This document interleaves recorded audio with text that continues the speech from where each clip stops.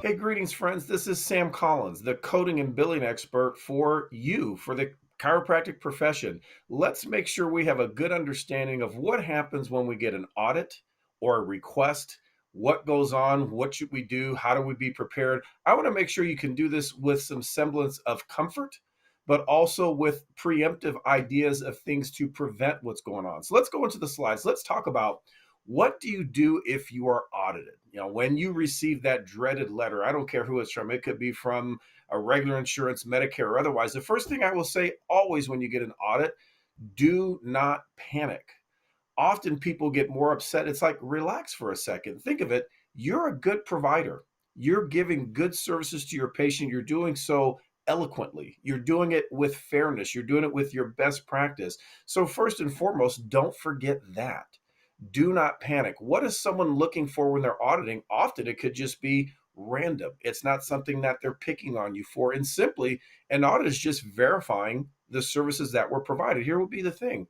Should you panic about something you billed for when you provided it?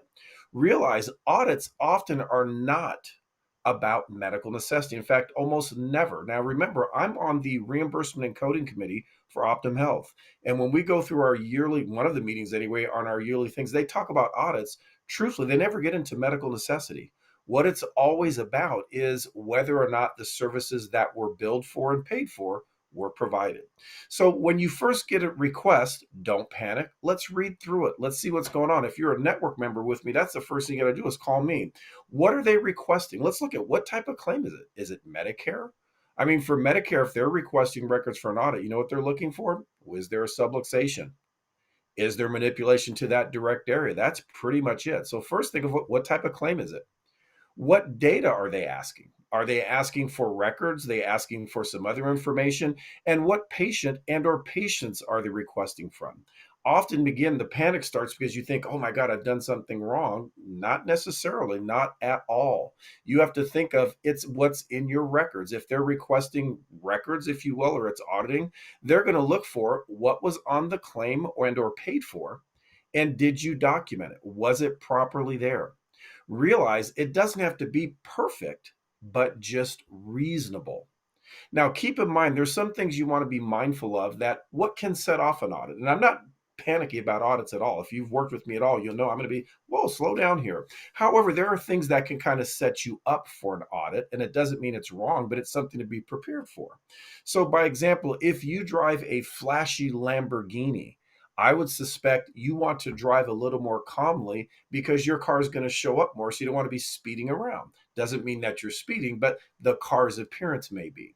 So, what's one of the things that can happen in a chiropractic claim is if you're billing routinely very high level E&M codes, could that set you up for more chance of an audit? Well, I would say it's certainly what might get you looked at a little bit more. Why? Because if every single patient's of a very high value, they're going to think, what's going on at this office? You never see someone with a simple problem? And certainly, what if you work in a practice that you deal mostly with severe injuries? You deal with post-surgical patients. You get referrals from that manner. Might you have a higher level of E&M codes? Absolutely. What if you bill more personal injury cases? So realize that that doesn't mean it's incorrect. You just have to make sure, was it proper what I'm doing? Of course, what can set you up is billing an E&M code daily or every visit. We all know that you can't do an E&M daily, not the coding, because there's an embedded evaluation as part of the treatment. I had an office recently that got a request and denial based on he was using 99211 for his re-exams. Now, frankly, the reason that was audited, they're like, what could you be doing with a 211 that's so low? Frankly, what we're able to show is that actually he undercoded. And so the audit is going to help him get more money because he did not use the proper code. We're going to rebill with a 213 or a 214 because he didn't understand the value of it. Bottom line is billing things can get it set up because they're looking for things that are oddities. Realize AI, algorithms. They're looking for things that are unusual patterns. Well, an unusual pattern might be routinely billing for four or more services per visit. There's nothing wrong with billing four services, 4 units, maybe 6 units in some instances. But if it's for every patient all the time, that seems odd. Now, that doesn't make it wrong because, again, what if you deal with post surgical patients and others? You just have to have reasoning behind it. Or that care is very long term and it begins to seem like, oh, maybe that's maintenance. You've been treating a patient for a year and you're treating them every other week. That might be something they want to look at for necessity, maybe. How about just long term care for something that seems uncomplicated? That again doesn't make it wrong. Maybe there's a lot of flare ups, but those are little things that'll get you set up. But here's one other one I want you to be very mindful of: staff and patients. What if they feel something's improper? It doesn't make them right, but someone's going to look. I had an office that had an issue of an employee that was disgruntled that they fired. And so she wanted to come back and say, well, they weren't doing certain things. Well, she was making up most of that. So it was no big deal. But bottom line is, those are the types of things that can happen. So you want to make sure you don't put yourself in a compromising position. I have no issue with audit. If you're a network member with me, we get an audit, we win those 9 out of 10 times. The reason why is the services provided and billed for were actually provided and documented. So here's something that comes up. Take a look at this. This is one where an insurance company is saying, hey, we look like you're billing something way above. You'll notice the kind of reddish orange is showing where they're billing, and the blue is where the expectations are. And you'll notice here they're billing a lot of patients. In fact, basically 90% at 99204. Now, does that seem like, ooh, that would be a little high, if you will? Now, I won't say 204s, it's 214s as well. Is that going to set you up for them to look? Sure. But what if you have patients that require that? This particularly was an office that dealt mostly exclusively with auto cases, and particularly more severe ones. They were on a referral source from a medical place for it. So it would make sense because many of these patients were post-surgical and otherwise. So again, in this instance, though it was audited, does it make it a big deal? Absolutely not. Here's another one, and forget personal injury. Let's talk about it from just a insurance standpoint, like a Blue Cross here from Highmark. And you'll notice here it says, and I've circled it in red here, it says the outpatient submission for an ongoing review, the purpose of identifying providers who are billing high-level codes significantly more often than other providers. So it says, ooh, you're billing high-level codes. What they're saying is in this one, they're billing a lot of physical medicine rehabilitation, exercise. In fact, I recommend it and think you should, frankly. What patient can't respond to some of that? So it says here in second paragraph, as a health plan, Highmark is responsible to its members and a group of customers to ensure the best use of premium dollars. Highmark has an obligation of network providers to make aware of a claim submission issue is identified. They're not saying that your billing is wrong. They're making sure, hey, this is something that's higher. What's the reasoning? Well, what if you deal with a lot of rehab? Patients with neuromusculoskeletal issues do require exercise. Would it be absolutely 100%? I would argue to some extent, maybe.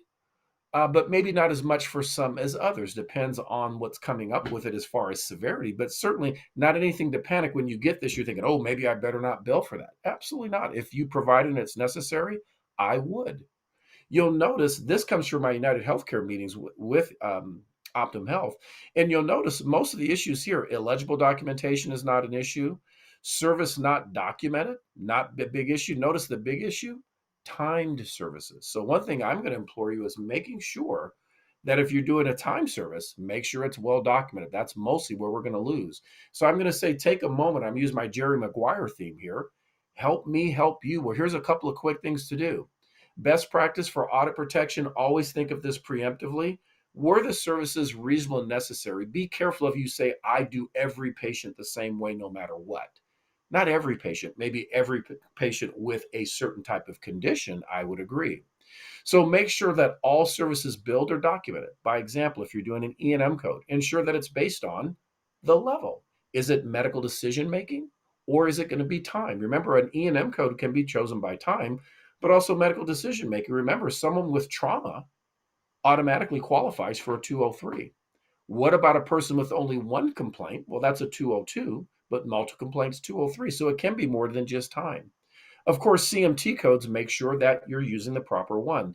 Your technique is not how you should choose your codes. If you do activator, that's wonderful, but that doesn't mean you get to bill a 4.2 and a 4.3 every time. It's going to be based on the diagnosis and what's manipulated in combination. And then, of course, therapies. Give me the what, the where, the why, the application. In other words, put it in a way that someone can go, oh, I see it. You just can't check off, I did exercise. Well, what exercises? How many sets? How many reps? And of course, how much time? Also, keep in mind, medical necessity may not be as typical, but I want to be prepared for it. If they're saying, why is it medically necessary? You're going to make it obvious. Use outcome assessment forms. Use some type because you can always show the patient improving. I will tell you, I've seen audits won on this simply because the notes weren't great. Now, notice I said they weren't great. That doesn't mean that they were failing. They just weren't as good as some others. Well, big deal. Remember, a C student still passes. It's more about what's the outcome. What is an insurance? What is the patient really looking for is to get them better. Show me that. Give me an outcome assessment that measures function, not just about pain. That will save you every time. And of course, good documentation practices help ensure that your patients receive appropriate care. Okay, that way they know exactly what's there, and ultimately make sure too things like this with step. There's no inducements, no kickbacks, things of that nature. If there's hardships, document it. Of course, and remember, if you're using staff to do therapies, in most states, that's perfectly fine. Some states are very liberal. You don't even have to be in the office when it's delivered, but some states require to be in the office. Some may even require the staff have specific training or licensure. Just make sure you know your state, so that way there's not going to be an issue of you supervising someone. I would say keep it this way, though. Keep it simple, the so called Occam's razor. Simplest answer. I want to be able to read your notes and be able to do what you've done. If you told me you want ultrasound to the knee, I will say to you, that's not adequate. Because, like, what do you mean? What part of the knee? Is the patellar tendon, quadriceps tendon, medial collateral? Notice something as simple. Identify where. Tell me the amount of energy that you're using, 0.5, and then tell me how many minutes. Not complicated. Think of it, write it up in such a way that someone else can read it and go, oh, that's what I want. You're, in a sense, you're writing a prescription. Now, keep in mind, though, before you panic as well, how many of you actually know about your coverage? I'm going to point out ChiroSecure. And the reason I do this is because it's a company that doesn't settle. It's not just going to give up on you, but it's also something, notice here, the supplemental defense, anywhere from 10 to 100,000. Boards, HIPAA, but insurance audits. If you're being audited, trust me, I've worked with them multiple times and with many attorneys. We mostly win, but you have to have some that's defending you. So if you're running into an issue, you're not sure, don't be afraid to contact the carrier. They'll put you in touch with someone like myself. That'll make sure, let's review the notes, see what we have defensible. Realize we're all here to support you.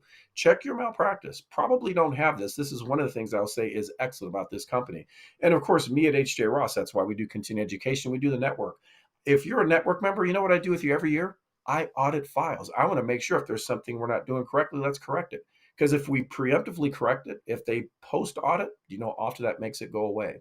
Make sure audits are going to happen, but don't panic. We're here to help you. Until next time, friends.